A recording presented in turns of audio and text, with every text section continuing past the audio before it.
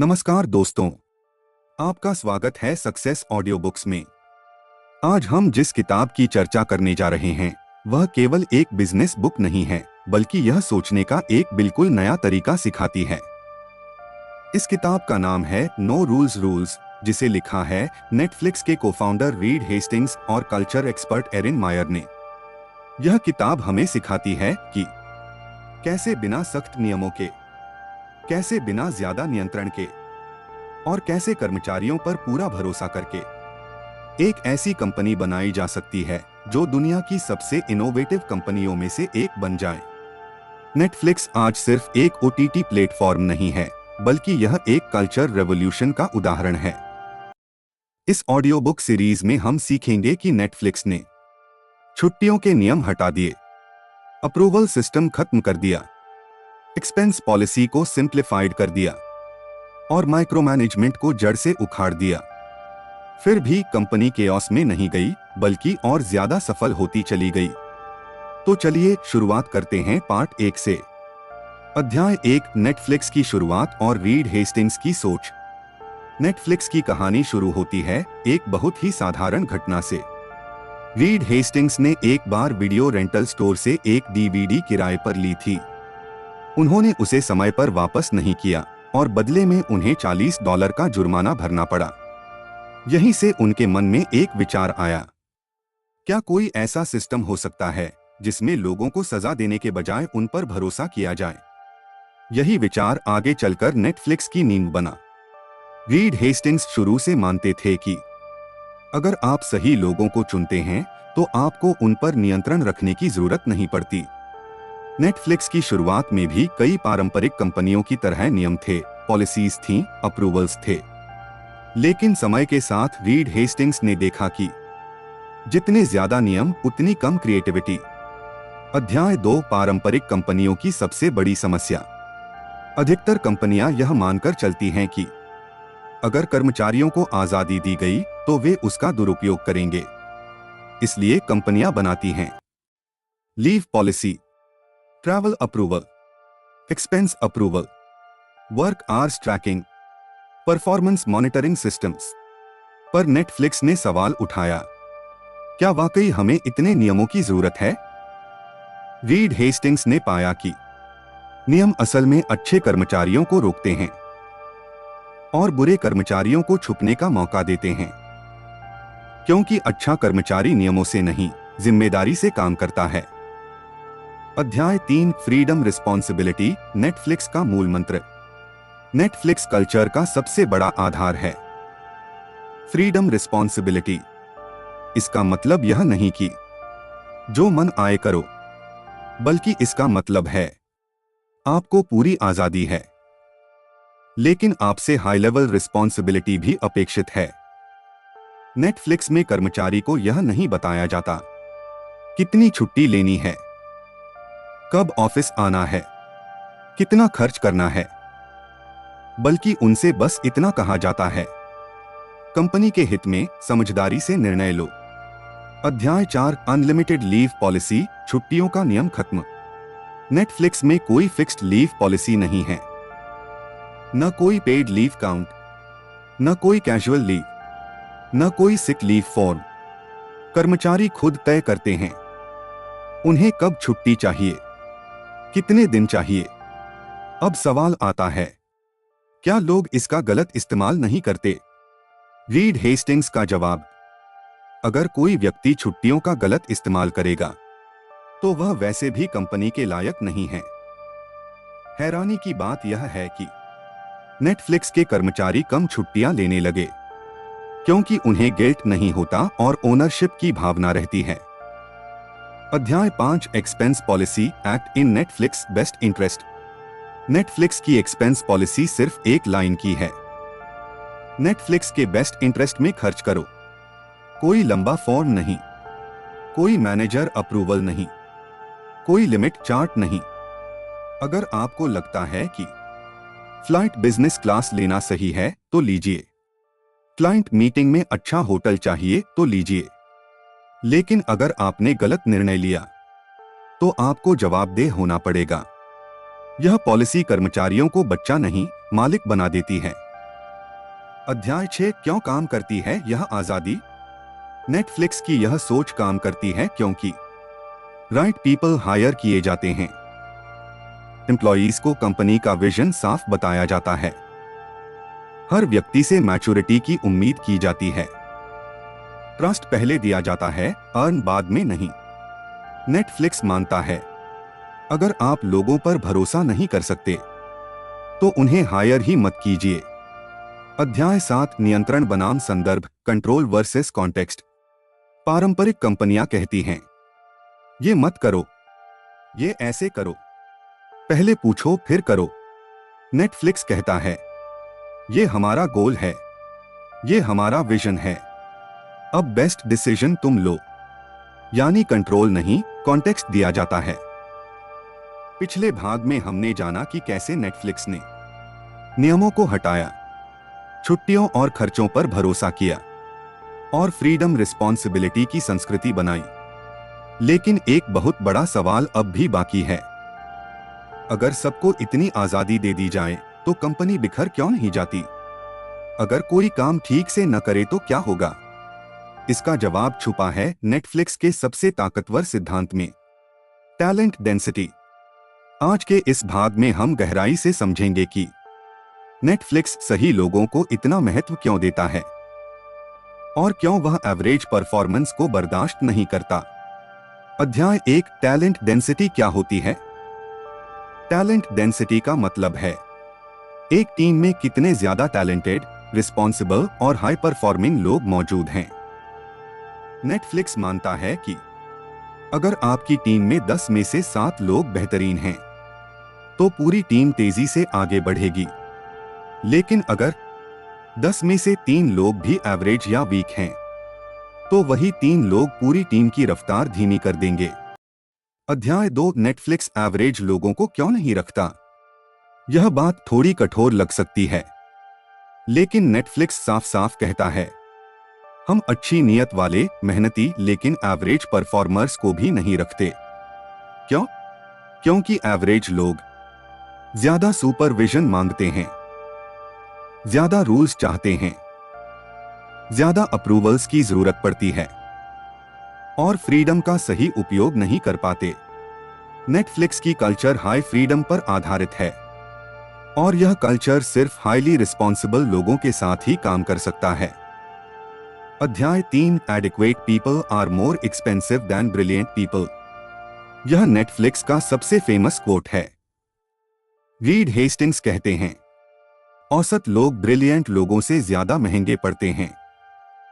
पहली नजर में यह अजीब लगता है क्योंकि ब्रिलियंट लोगों की सैलरी ज्यादा होती है, लेकिन असल में एवरेज व्यक्ति को मैनेज करना पड़ता है, उसकी गलतियां सुधारनी पड़ती हैं, उसे मोटिवेट करना पड़ता है और उसके कारण बाकी टीम भी स्लो हो जाती है। जबकि ब्रिलियंट व्यक्ति खुद सोचता है, खुद जिम्मेदारी लेता है और 2-3 लोगों जितना काम अकेला कर देता है। अध्याय 4 high salary no guilt. Netflix market से टॉप सैलरी देता है। वे कहते हैं हम एवरेज पे देकर एवरेज टैलेंट नहीं चाहते। नेटफ्लिक्स का मानना है अगर आप बेस्ट चाहते हैं तो बेस्ट पे करना पड़ेगा। सैलरी को कॉस्ट नहीं, इन्वेस्टमेंट समझा जाता है और इसी वजह से नेटफ्लिक्स सैलरी नेगोशिएशन में ट्रांसपेरेंसी रखता है, टॉप परफॉर्मर्स को रिटेन करता है और इंटरनल पॉलिटिक्स को खत्म करता है।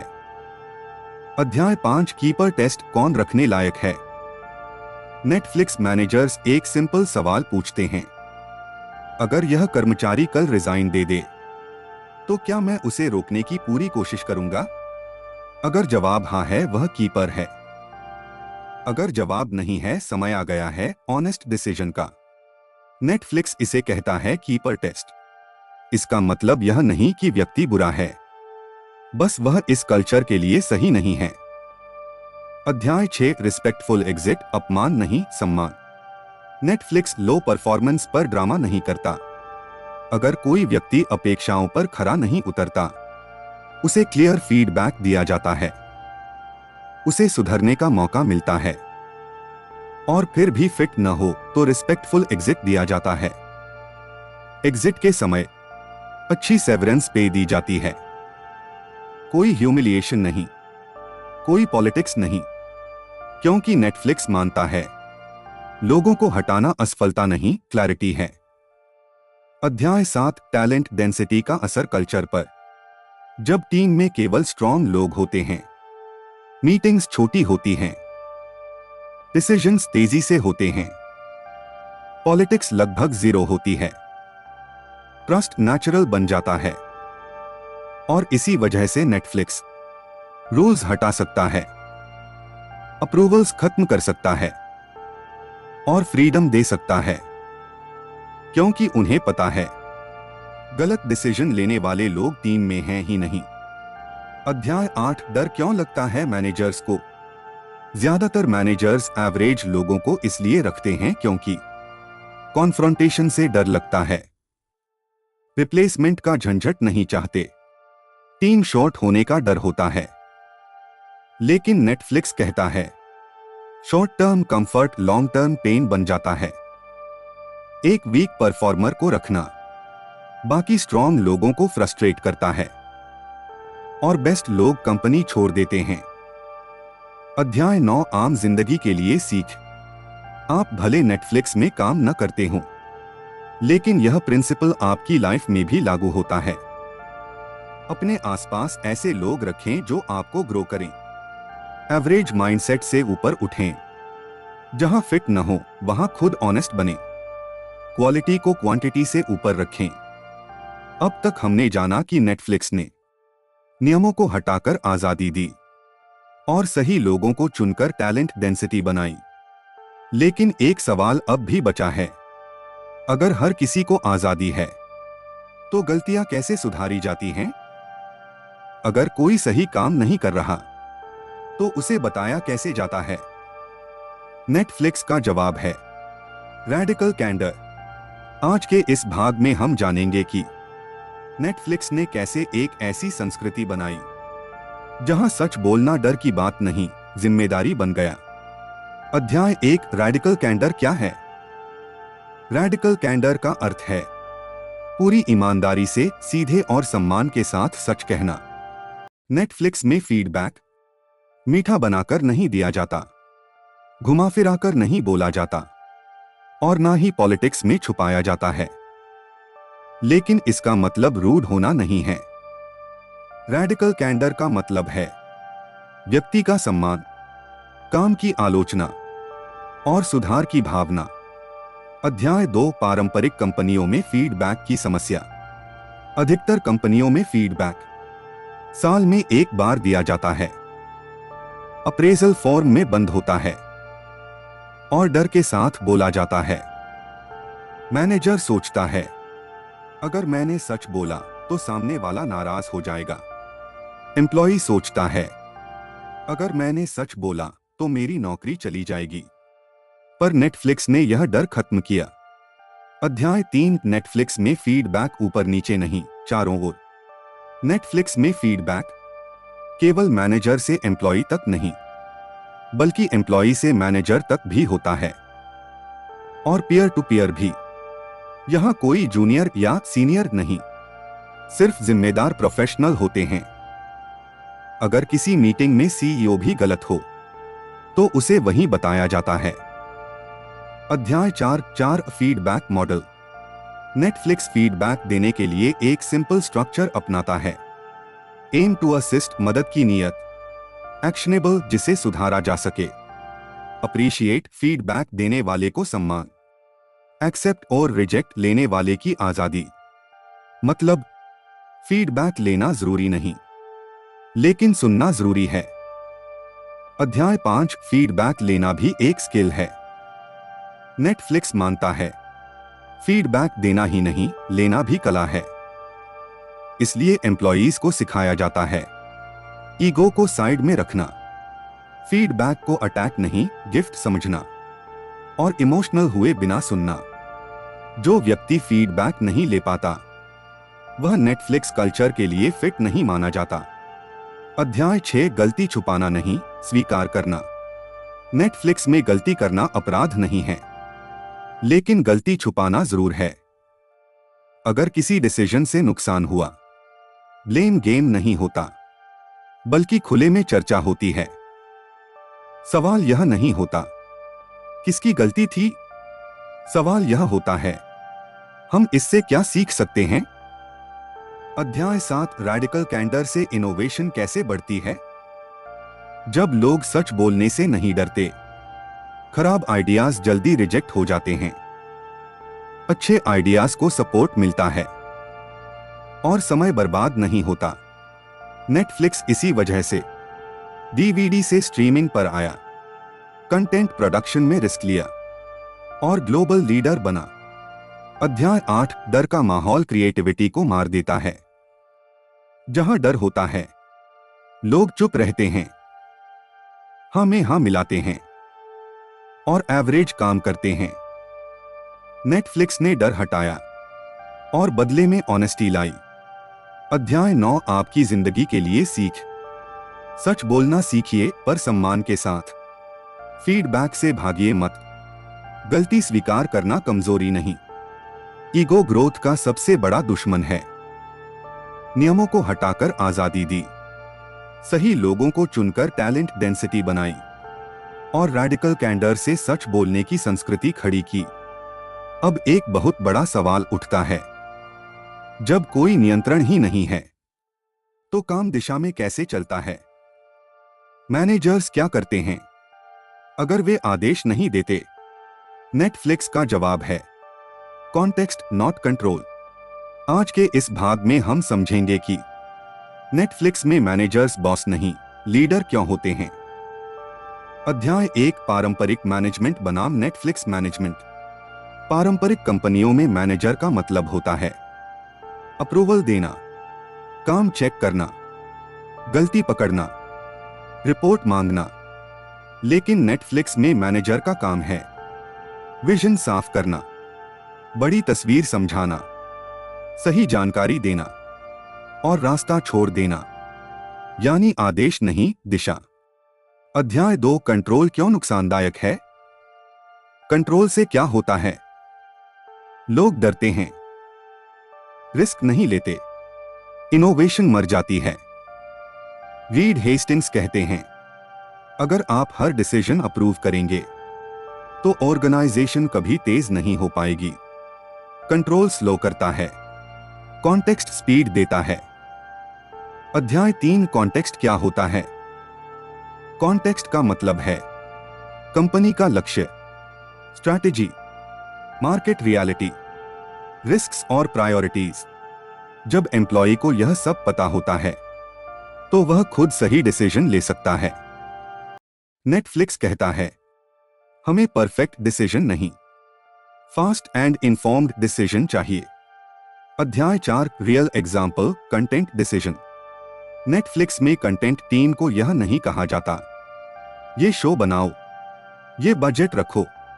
उन्हें बताया जाता है ऑडियंस क्या चाहती है, डेटा क्या कहता है, लॉन्ग टर्म विजन क्या है, फिर डिसीजन टीम खुद लेती है।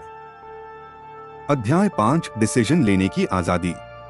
नेटफ्लिक्स में जूनियर एम्प्लॉय भी बड़ा डिसीजन ले सकता है अगर उसके पास सही कॉन्टेक्स्ट हो। गलत डिसीजन हो सकता है, लेकिन स्लो डिसीजन नेटफ्लिक्स को मंजूर नहीं। अध्याय 6 फेलियर्स को कैसे देखा जाता है। नेटफ्लिक्स फेलियर्स को कहता है इन्फॉर्म्ड फेलियर्स। अगर सही जानकारी के साथ, सही नियत से रिस्क लिया गया तो फेलियर एक्सेप्टेबल है, लेकिन बिना सोचे लिया गया रिस्क नहीं। अध्याय 7 मैनेजर्स की असली भूमिका। नेटफ्लिक्स में मैनेजर कोच होता है, गेटकीपर नहीं। वह पूछता है तुम क्या सोच रहे हो, तुम्हारे पास कौन सी जानकारी है, ना कि मैं अप्रूव करूं या नहीं। अध्याय 8 अलाइनमेंट कैसे बनाई जाती है। नेटफ्लिक्स अलाइनमेंट बनाता है ओपन स्ट्रैटेजी डेक्स, ट्रांसपेरेंट मीटिंग्स, डेटा शेयरिंग से हर एम्प्लॉई जानता है कंपनी कहां जा रही है। और क्यों जा रही है। अध्याय 9 माइक्रो मैनेजमेंट का अंत। माइक्रो मैनेजमेंट क्रिएटिविटी मार देता है, ओनरशिप खत्म कर देता है। नेटफ्लिक्स ने इसे खत्म कर दिया और ओनरशिप कल्चर बनाया। अध्याय 10 आपकी जिंदगी और बिजनेस के लिए सीख। लोगों को कंट्रोल मत कीजिए, उन्हें सही कॉन्टेक्स्ट दीजिए, भरोसा कीजिए, गलतियों से सीखने दीजिए। आज हम पहुंचे हैं नो रूल्स के अंतिम भाग में। अब तक हमने जाना कि नेटफ्लिक्स ने कैसे नियमों को हटाकर आजादी दी, केवल बेहतरीन लोगों को टीम में रखा, सच बोलने की संस्कृति बनाई और नियंत्रण के बजाय संदर्भ दिया। अब सवाल यह है, क्या यह मॉडल हर किसी के लिए है? क्या हम इसे अपनी जिंदगी और बिजनेस में लागू कर सकते हैं? आज के इस अंतिम भाग में इन्हीं सवालों के जवाब मिलेंगे। अध्याय 1 नेटफ्लिक्स कल्चर का पूरा सार। नेटफ्लिक्स का कल्चर 5 मजबूत स्तंभों पर खड़ा है। Freedom, responsibility, talent, density, radical candor, context not control, high trust environment. इनका उद्देश्य एक ही है, लोगों को इतना सक्षम बनाओ कि उन्हें चलाने की जरूरत ही न पड़े। अध्याय 2 क्या नो रूल्स मतलब अराजकता है? बहुत से लोग सोचते हैं अगर नियम नहीं होंगे तो केओस होगा। नेटफ्लिक्स इसका जवाब देता है, केओस नियमों की कमी से नहीं, गलत लोगों की मौजूदगी से होता है। नेटफ्लिक्स में नियम नहीं हैं, लेकिन एक्सपेक्टेशंस बहुत ऊंची हैं। अध्याय 3 हर कंपनी नेटफ्लिक्स क्यों नहीं बन सकती? सच यह है, हर कंपनी नेटफ्लिक्स नहीं बन सकती और हर कंपनी को बनना भी नहीं चाहिए। क्यों? क्योंकि नेटफ्लिक्स एवरेज परफॉर्मेंस बर्दाश्त नहीं करता। नेटफ्लिक्स ऑनेस्टी डिमांड करता है। नेटफ्लिक्स कंफर्ट जोन तोड़ता है। अगर आपकी टीम जिम्मेदारी नहीं लेती, फीडबैक से डरती है और बदलाव नहीं चाहती, तो यह मॉडल फेल हो जाएगा। अध्याय 4 छोटे बिजनेस और इंडिविजुअल्स के लिए सीख। आप सीईओ न भी हों, फिर भी यह किताब आपके लिए है। एक, अपने काम में ओनरशिप लाइए। कोई देखे या न देखे, काम ऐसे कीजिए जैसे यह आपका अपना हो। 2, एवरेज से ऊपर उठिए। नेटफ्लिक्स एवरेज लोगों को नहीं रखता, आप एवरेज हैबिट्स क्यों रखें? 3, सच बोलना और सुनना सीखिए। फीडबैक से भागिए मत, वही ग्रोथ का रास्ता है। 4, खुद पर भरोसा करना सीखिए। अगर नेटफ्लिक्स एम्प्लॉइज पर भरोसा कर सकता है, तो आप खुद पर क्यों नहीं? अध्याय 5 लीडरशिप की नई परिभाषा। नेटफ्लिक्स ने सिखाया कि लीडर वह नहीं जो आदेश दे, लीडर वह है जो लोगों को सक्षम बनाए। आज की दुनिया में बेस्ट लीडर्स सवाल पूछते हैं, सुनते हैं और रास्ता साफ करते हैं। अध्याय 6 डर बनाम भरोसा। जहां डर होता है, लोग झूठ बोलते हैं, गलती छुपाते हैं और ग्रोथ रुक जाती है। जहां भरोसा होता है, लोग सच बोलते हैं, रिस्क लेते हैं और इनोवेशन जन्म लेता है। नेटफ्लिक्स ने डर हटाया और भरोसे से एम्पायर बनाया।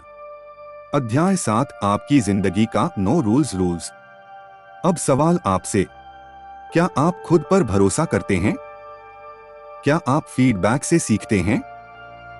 क्या आप एवरेज से समझौता कर रहे हैं? अगर हां, तो यह किताब आपको आईना दिखाती है।